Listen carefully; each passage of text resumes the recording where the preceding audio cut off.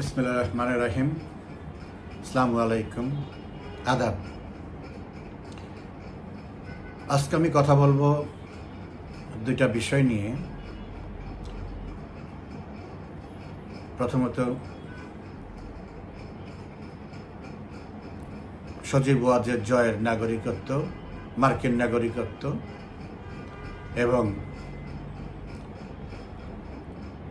America, India, Bangladesh নিয়ে অনেকটা মুখোমুখি অবস্থান।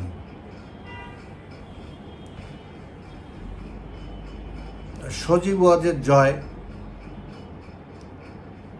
নাগরিকত্ব বিষয়টা নিয়ে এখনই কথা বলার আমি চাচ্ছি এই জন্যে যে গত কিছুদিন পর্যন্ত, 2 দিন পর্যন্ত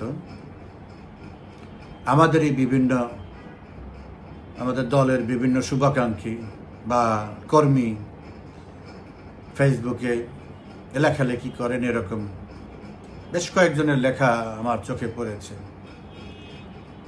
সেখানে দোষের কিছু নেই, বাট আমার কাছে মনে হয়েছে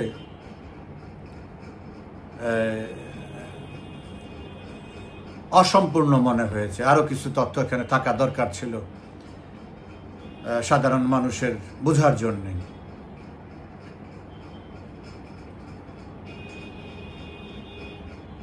সেই ক্ষেত্রে আমিও আরো কিছু অ্যাড করতে চাচ্ছি। এর মানে এই না আমার বলার পরে আর কোনো কিছু বলার থাকবে না। অবশ্যই দলে বা মাননীয় প্রধানমন্ত্রীর পরিবারে অনেক মেধাবী লোকজন আছে, তারা অনেক বেশি জানে, হয়তো তারা আরো বেশি ইনপুট দিবে, তখন হয়তো পূর্ণতা আসবে। এবং সজীব ওয়াজেদ জয় নিজেই সোশ্যাল মিডিয়ায়, টুইটার, ফেসবুকে অ্যাক্টিভ, প্রায় প্রতিদিনই কোনো না কোনো ইস্যুতে তার পোস্ট থাকে।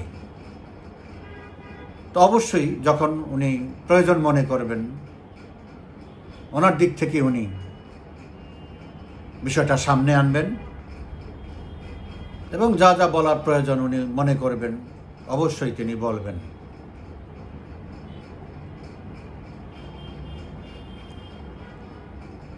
আমি কারো অনুরোধে বা কারোর সাথে পরামর্শ করে আমি কিছু বলছি না। এটা আমার সম্পূর্ণ যা বলবো, যা আমার সম্পূর্ণ ব্যক্তিগত জানা অজানা উপলব্ধি থেকে আমি বলবো। কারণ আমি কারো পক্ষে, সজীব ওয়াজেদ জয় আমাকে বলে নাই যে আপনি এটা বলেন, বা মানে প্রধানমন্ত্রী আমাকে বলে নাই তুমি এটা বলো। তারাই বলবে, এটা তাদের, যেহেতু এটা পারিবারিক বিষয়, তাদের থেকে তারা ব্যাখ্যা দিবে যদি প্রয়োজন মনে করে এরকম কিছু। প্রথমত একটা জাতীয় পত্রিকা আমি নিউজটা দেখেছি, তারা অনেক মোটিভেটেড, পারপাসফুলি সংবাদ পরিবেশন করে। এইটাও এই সজীব ওয়াজেদ জয় নাগরিকত্ব নেওয়ার জন্য ইন্টারভিউ দিতে গিয়েছেন, শপথ নিতে গিয়েছেন, এই ধরনের কথা বলেছে। আবার কোথাও কোথাও কোনো ক্যানভাসার দেশে বিদেশে বেশ নাটকীয়ভাবে কিছু ছবি দিয়েছে, যে ছবিগুলোকে আমি পুরোপুরি ভুয়া মনে করি, যেটার কোনো অথেন্টিসিটি নাই, এগুলি সঠিক ছবি নয়। ওই ছবির সাথে সজীব ওয়াজেদ জয়ের রিয়ালিটির সাথে কোনো সম্পর্ক নেই। আরেকটি দিক হচ্ছে, সজীব ওয়াজেদ জয় মার্কিন নাগরিকত্ব নেয়ার জন্যে শপথ নিয়েছেন, এই খবর আমাদের দেশে বা বিশ্বের কোনো মেইনস্ট্রিম মিডিয়া এখন পর্যন্ত নিউজ করেনি।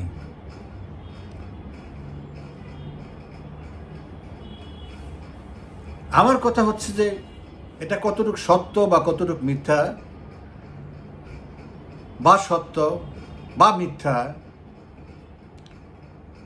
সেই প্রসঙ্গে আমি যেতে চাই না। আমার বক্তব্য অন্য জায়গায়। আমার বক্তব্য হচ্ছে, সজীব ওয়াজেদ জয় যদি আমেরিকার সিটিজেনশিপ নেয়, তাতে দোষের কি, সমস্যা কি? কেন নিতে পারবে না? নিলে কি হবে? বা কেন যদি নিয়ে থাকেন বা নিতে চাচ্ছেন, তাহলে কেন? এই জিনিসগুলি আমার কাছে গুরুত্বপূর্ণ।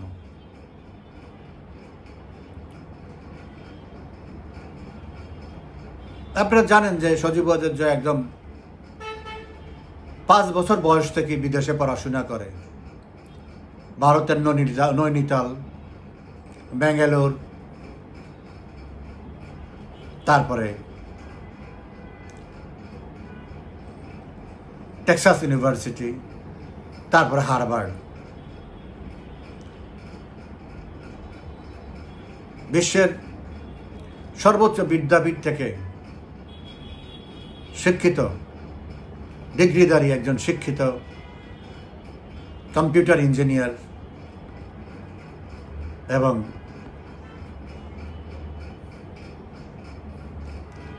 পাবলিক অ্যাডমিনিস্ট্রেশনে সর্বোচ্চ ডিগ্রিধারী মাস্টার্স হার্ভার্ড থেকে সজীব ওয়াজেদ জয় 30 বছরেরও বেশি সময় সে আমেরিকাতে থাকে।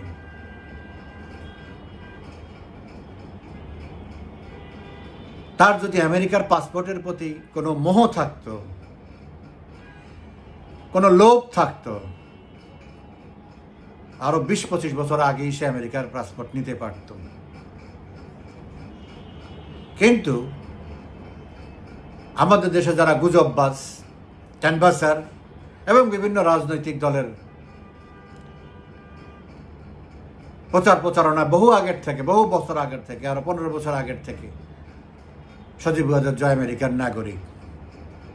এখন তারাই বলছে নাগরিকত্ব নিচ্ছে। তো তারা এতদিন মিথ্যা কথা বলছে, অন্যান্য মিথ্যা কথাগুলির মতো এটাও মিথ্যা কথা বলছে। তার প্রমাণ হলো যে নাগরিক থাকলে তো আর নাগরিকত্ব নেওয়ার কোনো প্রয়োজন হয় না।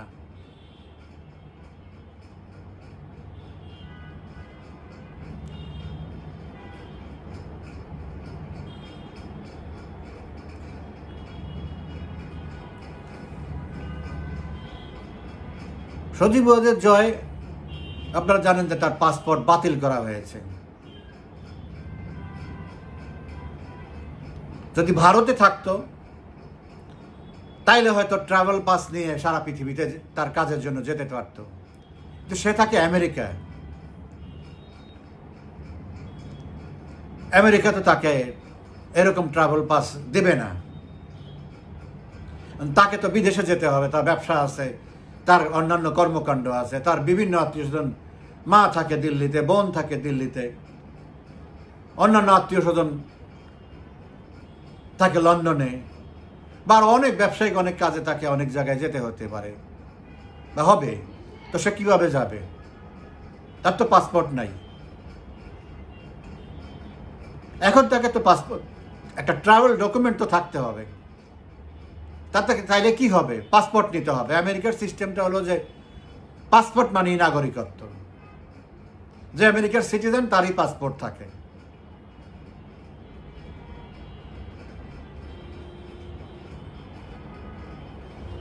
সো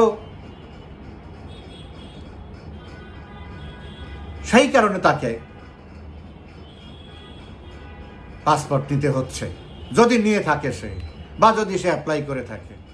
এটা সেই ক্লিয়ার করবে খুব অল্প সময়ের মধ্যেই, যদি প্রয়োজন হয়। বিদেশি নাগরিকত্ব থাকলে বাংলাদেশে নাগরিকত্বের কোনো সমস্যা নেই। সে এখনো পাসপোর্ট বাতিল হতে পারে, বাট এখনো বাংলাদেশের নাগরিক সে।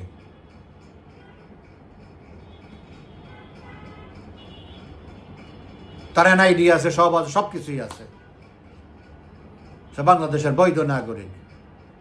সরকার তার অবৈধ ক্ষমতা বলে অবৈধভাবে পাসপোর্ট বাতিল করেছে, এটা তার ব্যাপার, সরকারের ব্যাপার। অতএব তার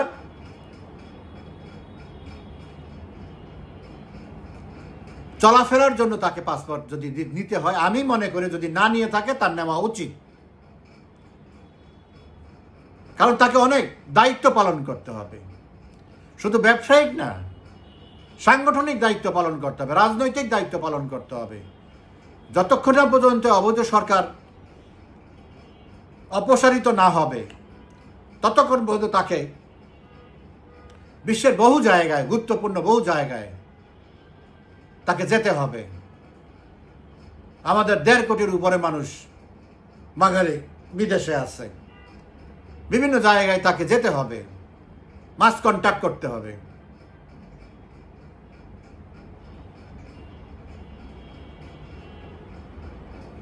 রাজনৈতিক সিদ্ধান্ত নেওয়ার জন্য তা মাননীয় প্রধানমন্ত্রীর সাথে ফেস টু ফেস আলোচনা করতে হবে। সব কথা তো টেলিফোনে বা ইন্টারনেট কমিউনিকেশনে বলা যায় না। তো সে যদি আমার ব্যক্তিগত মতামত এবং অনুরোধ থাকবে তার প্রতি, সজীব ওয়াজেদ জয়ের প্রতি, যদি এটা যদি গুজব হয়, তারপরেও আপনি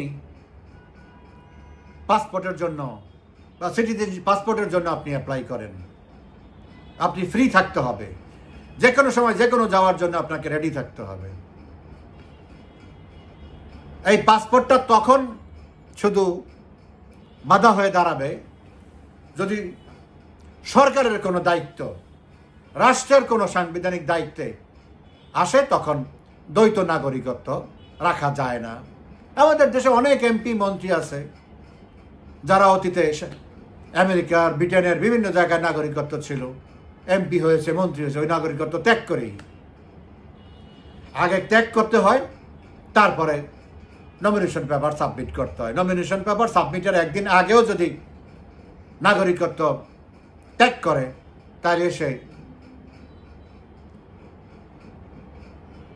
মনোনয়নপত্র দাখিলের জন্য বা নির্বাচনে প্রার্থিতা হওয়ার জন্য বা সরকারের কোনো গুরুত্বপূর্ণ দায়িত্বে যাওয়ার জন্য সে উপযুক্ত।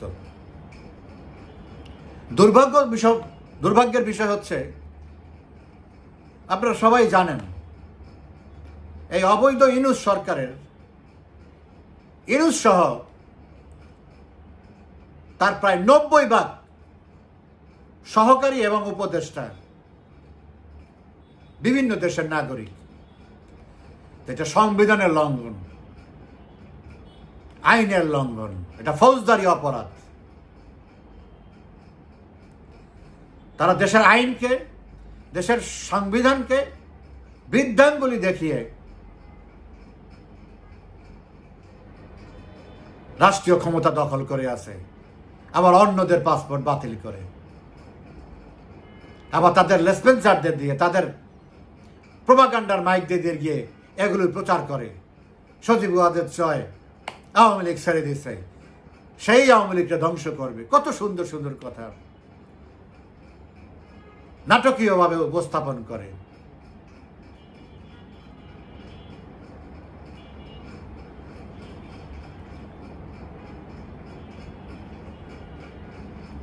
শেখ হাসিনা হলো আওয়ামী লীগের ভিত্তি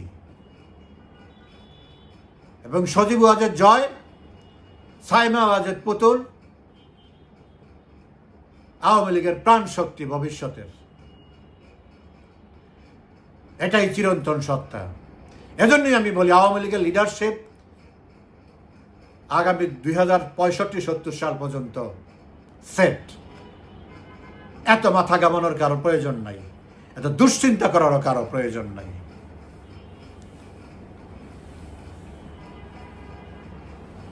অতএব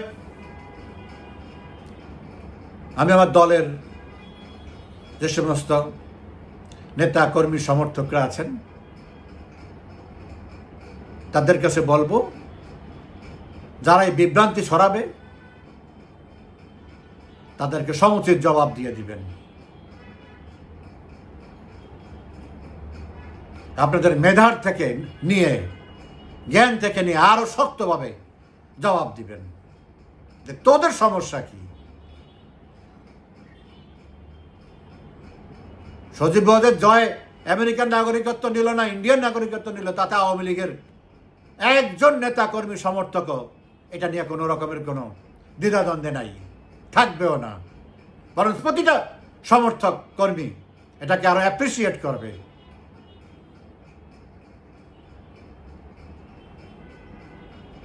এটা কোনো লোভের জন্য না, কোনো স্বার্থের জন্য না, এটা তার বেসিক নিডসের জন্য তাকে নিতে হবে।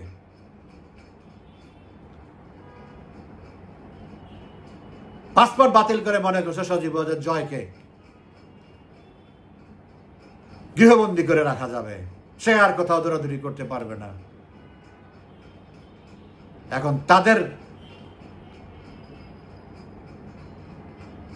অসৎ চিন্তা তাদের দিকে বুমেরাং হয়ে যাবে। যাই হোক, এই বিষয়ে আমি আর কথা বলতে চাই না, যদি প্রয়োজন হয় ভবিষ্যতে কথা বলবো। অন্য একটি বিষয় হচ্ছে, আপনারা জানেন যে গতকালই বিকেলে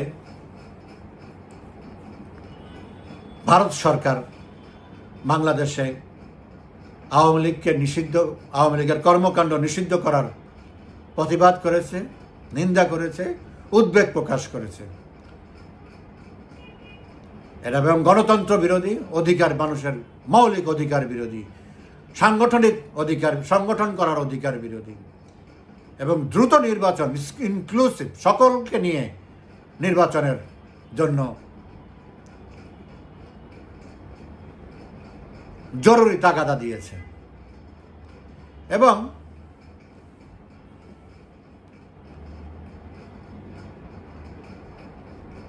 মানে আমাদের সময় আজকের ভোরে, ওদের সময় গতকাল বিকেলে আমেরিকার স্টেট ডিপার্টমেন্ট থেকে একটি মন্তব্য করা হয়েছে বাংলাদেশ সম্পর্কে। সেটা হচ্ছে, বাংলাদেশে আওয়ামী লীগের কর্মকাণ্ড নিষিদ্ধকে তারা সমর্থন করে না এবং সকল দলের গণতান্ত্রিক চর্চাকে তারা সমর্থন করে। তাদের সচরাচর যেসব কথা থাকে সেগুলি তারা বলেছে, এখানে কোনো জোর দিয়ে তারা কিছু বলে না, বলার কারণও আছে। এখানে আরো 60 বছর আগের পুরনো যে উদ্দেশ্য এবং স্বার্থ এই ভূখণ্ড নিয়ে,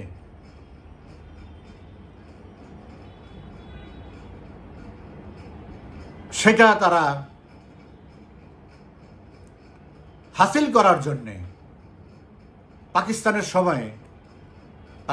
শেষ সময়ে মোটামুটি একটা পর্যায়ে চলে গিয়েছিল।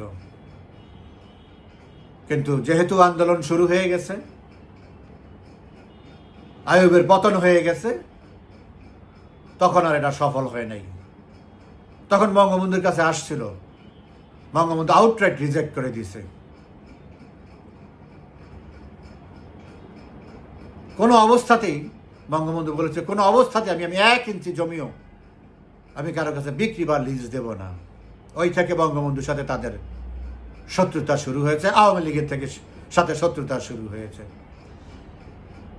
এবং 71-এ সেটা তারা আমাদের স্বাধীনতাকে বাধাগ্রস্ত করার জন্য, স্বাধীনতাকে নস্যাৎ করার জন্য জাতিসংঘের এবং পাকিস্তানে অস্ত্র শস্ত্র দিয়ে পার যখন শেষ হয়ে গেছে, পার পারতেছে না, তখন নিজেরা এসে উপস্থিত হয়েছে। ভারতের সাথে রাশিয়ার চুক্তি থাকার কারণে রাশিয়া এসে আমাদেরকে রক্ষা করেছে, তা না হলে আমরা আজও পাকিস্তানের বুটের তলে থাকতাম, বেলুচিস্তানের মতো থাকতাম, কোনোদিনও স্বাধীন বাংলাদেশ হতো না। তো এই আমেরিকানদের সেই ক্ষোভ, সেই যন্ত্রণা এবং সেই উদ্দেশ্য এখনো তারা ধরে রেখেছে, যতক্ষণ না পর্যন্ত তা সফল হয়। আপনারা অনেক শুনেছেন মাননীয় প্রধানমন্ত্রীর মুখ থেকে একাধিকবার উনি বলেছেন যে এই সেন্ট মার্টিন নিয়ে, এই আরাকান নিয়ে কত রকমের কত প্রেশার তাকে দেওয়া হয়েছে। এই কারণে, ওই একই কারণে বঙ্গবন্ধু তাদের শত্রু, বঙ্গবন্ধুকে তারা হত্যা করেছে। সরাসরি সিআইএ তত্ত্বাবধানে 15ই আগস্ট ঘটানো হয়েছে এবং সরাসরি সিআইএর তত্ত্বাবধানে 5ই আগস্ট ঘটনা ঘটানো হয়েছে।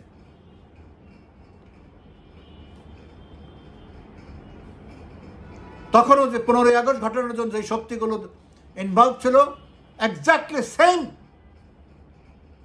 এন্টিটিগুলি, সেম সংগঠন, সেম পাওয়ার 5ই আগস্টে জড়িত ছিল।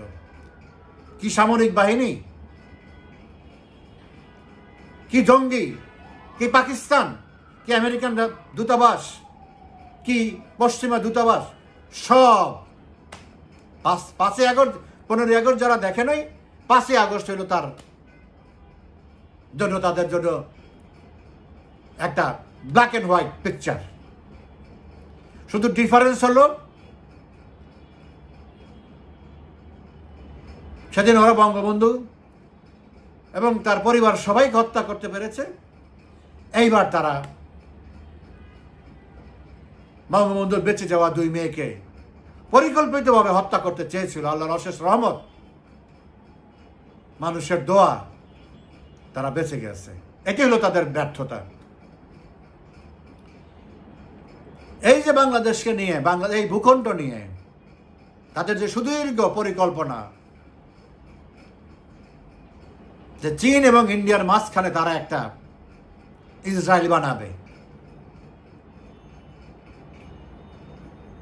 এখন এটা কাকে দিয়ে করবে?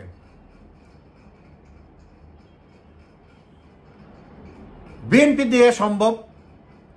এত বড় কাজ বিএনপি দিয়ে সম্ভব না। বিএনপি তারা ক্ষমতায় যাওয়ার জন্য অনেক রকমের নেগোসিয়েশন করার চেষ্টা করছে বা অতীতে করেছে। অতীতে তেল গ্যাস দেওয়া এক জিনিস, 2001 সালে তেল গ্যাস দেওয়া, 91 সালে তেল গ্যাস দেওয়া, এগুলি আলাদা জিনিস। কিন্তু আপনি ভূখণ্ড আপনি ছেড়ে দিবেন আরেকটা দেশ দখল করার জন্য, শেষ পর্যন্ত এই দেশটা দখল হয়ে যাবে। এত বড় ঝুঁকি বিএনপি নেওয়ার মতো ক্যাপাসিটি বিএনপির নাই এবং বিএনপি সেটা করবেও না। কারণ ইউনূসকে কেন তারা পিক করেছে? ইউনূসের কোনো রুট নাই, ইউনূসের কোনো পাবলিক বেস নাই, তার ভোটের প্রয়োজন নাই, তার জনগণের প্রয়োজন নাই, বাংলাদেশের স্বার্থের প্রয়োজন নাই, বাংলাদেশ নিয়ে তার কোনো মাথা ব্যথা নাই। So he is the right person to serve American interest here in Bangladesh.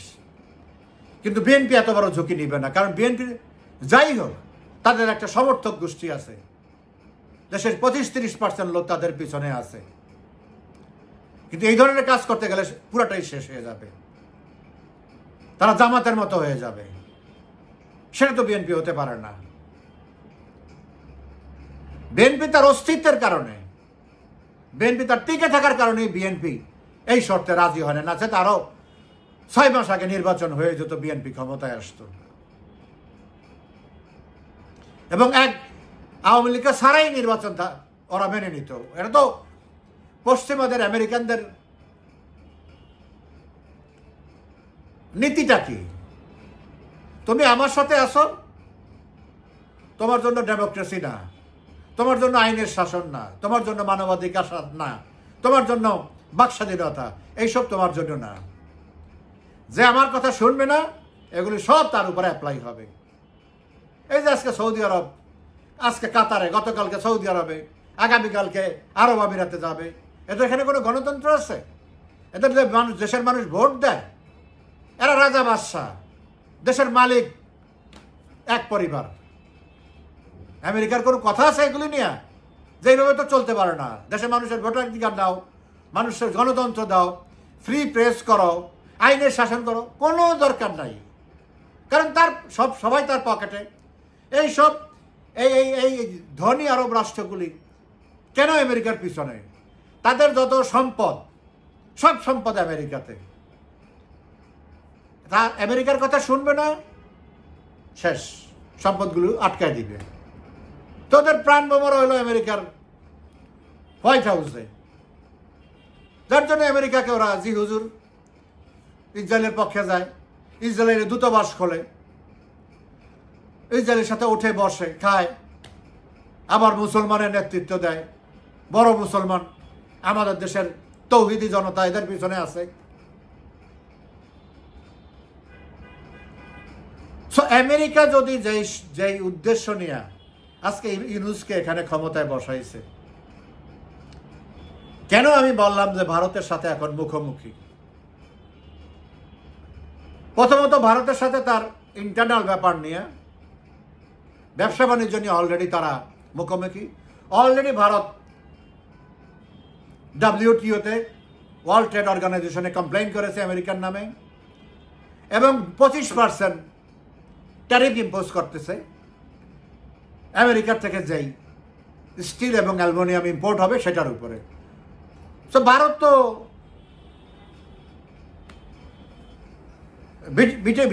ব্রিটিশদের মতো নত জানু না। ভারতের মতো করে উইন উইন সিচুয়েশন না হলে সে অ্যাকসেপ্ট করবে না। সো তার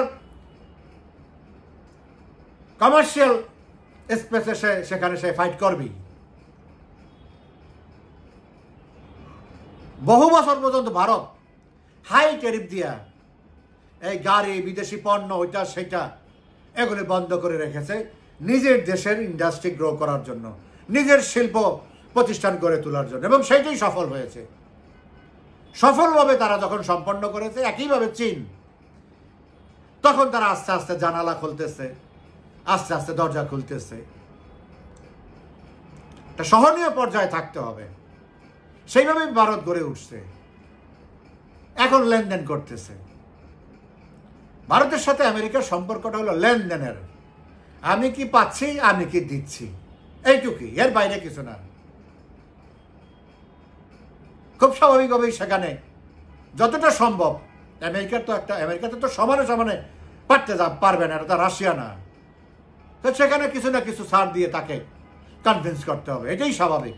এখনো সেই পর্যায়ে ভারত বা এমন যায় নাই, চীনের পর্যায়ে যায় না যে চীন দিশে শেষ করে শেষ পর্যন্ত বাধ্য হয়েছে চীনের সাথে বসে, এই সুইজারল্যান্ডে 2 দিন আগে বসে ট্যারিফ উইথড্র করতে, সামান্য রাখছে, নতজানু হইতে হয়েছে। তো চীন তো আর সেই পর্যায়ে নাই, চীন তো ছাড়বে না, যার জন্য এখন চীনের বলে আমি চীন আমার ঘনিষ্ঠ বন্ধু, এই ট্রাম্প এই গতকালকেও বলছে এই কথা। তো ভারত আর একটু সময় লাগবে ইকোনমিক্যালি আরেকটু বেটার পজিশনে যেতে। তো যতটুক তার পক্ষে সম্ভব ততটুক সে ছাড় দিয়ে কোনো সিরিয়াস টাসেলে যাবে না, আর একান্ত না পারলে সে যাবে, কিছু করার নাই, সেটা সে করবে। এখন বাংলাদেশ নিয়ে ভারতের সাথে আবার একটা মুখোমুখি অবস্থানে দাঁড়িয়ে গেছে, যেভাবে 71-এ দাঁড়িয়েছিল। 71-এর ভারত আর বর্তমান ভারতের মধ্যে শুধু আকাশ পাতাল না, তার চেয়েও যদি আরো কোনো উচ্চতা থাকে, তার চেয়েও বড় গ্যাপ।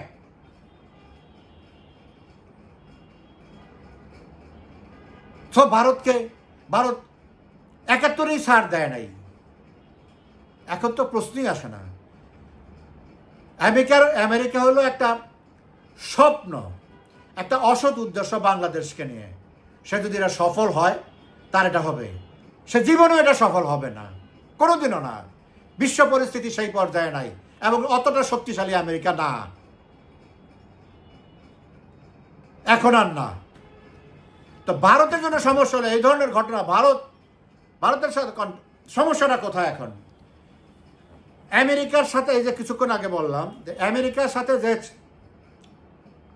তার কথা মতো চলবে, সে কি জঙ্গিবাদ নাকি উগ্রবাদ, নাকি মুসলমান না হিন্দু না খ্রিস্টান, বা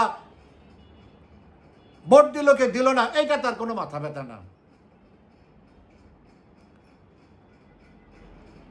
এখন এটা করতে যায়, এই যে আমাদের এখন এখানে জঙ্গিবাদ মাথা চারা দিয়ে উঠছে, জঙ্গিবাদের দখলে পুরাপুরি। মুক্তিযুদ্ধের বিরুদ্ধে শক্তি এখন দেশ চালাচ্ছে, দেশ দখল করে বসে আছে। উগ্রবাদ, জঙ্গিবাদ, পাকিস্তান এখানে জ্বলন্ত অগ্নিশিখায় পরিণত হয়েছে। এটার জন্য ক্ষতিগ্রস্ত কে? ভারত। সবচেয়ে বেশি প্রবলেম হইল ভারতের। ভারত ক্যানট টলারেট ইট। এখন যদি আমেরিকা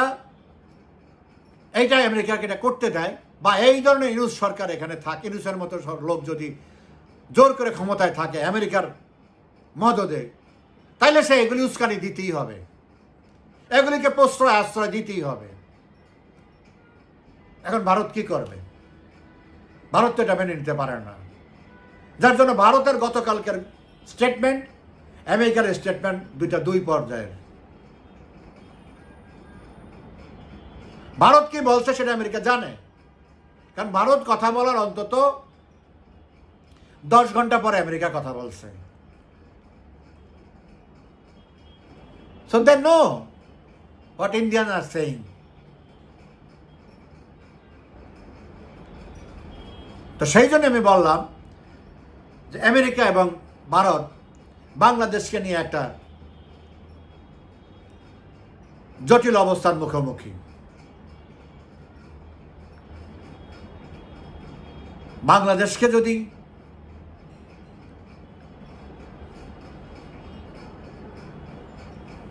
নিয়ন্ত্রণ না করা হয়, নিয়ন্ত্রণ বলতে এই উগ্রবাদ যদি নিয়ন্ত্রণ করা না হয়, ইউনুসকে যদি না সরানো হয়, অবৈধ ইউনুসকে যদি না সরানো হয়, বাংলাদেশ নিয়ন্ত্রণের বাইরে চলে যায়। অলরেডি নিয়ন্ত্রণের বাইরে চলে গেছে।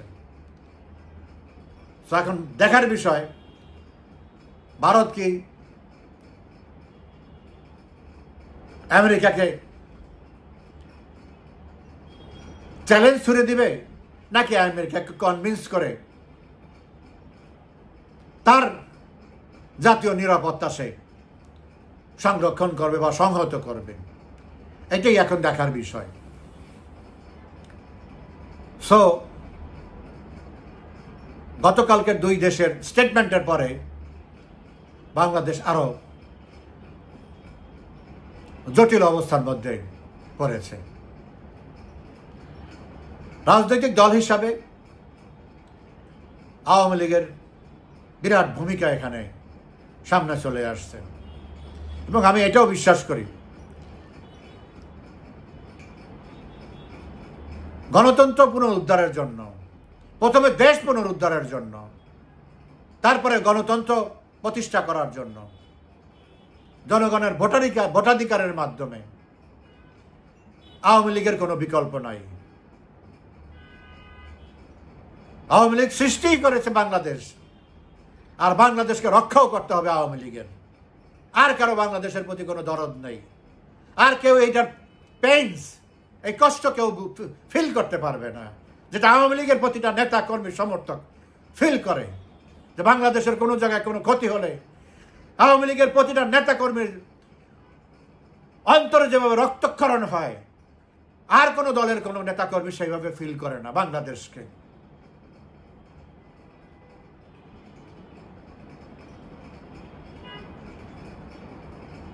অতএব এই দেশকে রক্ষা করার জন্য, যে দেশকে আমরা সৃষ্টি করেছি, যে দেশকে বঙ্গবন্ধু সৃষ্টি করেছে, সেই দেশকে বঙ্গবন্ধুর কন্যা শেখ হাসিনা রক্ষা করতে হবে নেতৃত্ব দিয়ে। এবং আমাদের সকলে, দেশের সকল মানুষ দেশ রক্ষার জন্য তার পিছনে, তার নির্দেশের অপেক্ষায়, তার নির্দেশে যা নির্দেশ দেবে তাই পালন করতে হবে।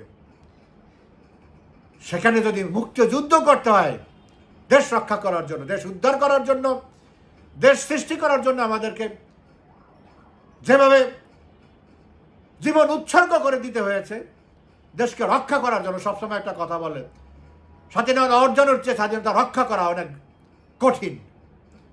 আজকে আমরা সেই কঠিন পরীক্ষার মুখোমুখি এসে দাঁড়িয়েছি। আমাদের হয়তো আরো শত শত হাজার হাজার দেশপ্রেমিক মানুষকে আমাদের জীবন দিতে হবে, আমাকেও জীবন দিতে হতে পারে। আমরা তৈরি আছি। 71-এও আমার যতটুকু ক্ষমতা ছিল আমি করেছি, শিশু বয়সে 10 বছর বয়স ছিল, আমাকে অস্ত্র দেয় না, আমি অন্ধ কাজ করেছি ক্যাম্পে। এখন আমার 64 বছরের কাছাকাছি, এখন আমার দাদা 66 বছরের অস্ত্র ধরে যুদ্ধ করেছে, তো এখনো আমি তার তুলনায় ইয়াং। আমি রাজি আছি এই দেশকে রক্ষা করার জন্য আমার জীবন উৎসর্গ করতে রাজি আছি। এবং আমার পরিবার, বাংলাদেশের লক্ষ লক্ষ পরিবার, আওয়ামী লীগ যারা করে, আওয়ামী লীগের যারা সমর্থক, এই দেশকে প্রকৃতভাবে যারা ভালোবাসে, দল মত নির্বিশেষে আজকে কঠিন সময় এসে সামনে এসে দাঁড়িয়েছে। আমরা বাংলাদেশকে কিভাবে রক্ষা করব? অর্ধেক দেশ জাতি আজ নেত্রীর দিকে তাকিয়ে আছে।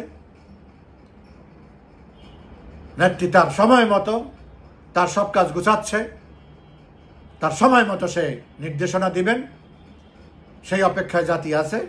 এবং আমার বিশ্বাস আপনারা খুব বেশি সময় লাগবে না যথাযথ নির্দেশনা দিতে। এবং আমি এটাও বিশ্বাস করি 71-এর মতো ভারত তার সর্বস্ব দিয়ে আমাদের কাফেলায় শরিক হবেন, আমাদেরকে এবং বাংলাদেশকে রক্ষা করার জন্য তার সর্বোচ্চ সে করবে। এই প্রত্যাশা নিয়ে আজকের আলোচনা শেষ করছি। ভালো থাকবেন সবাই, ধন্যবাদ।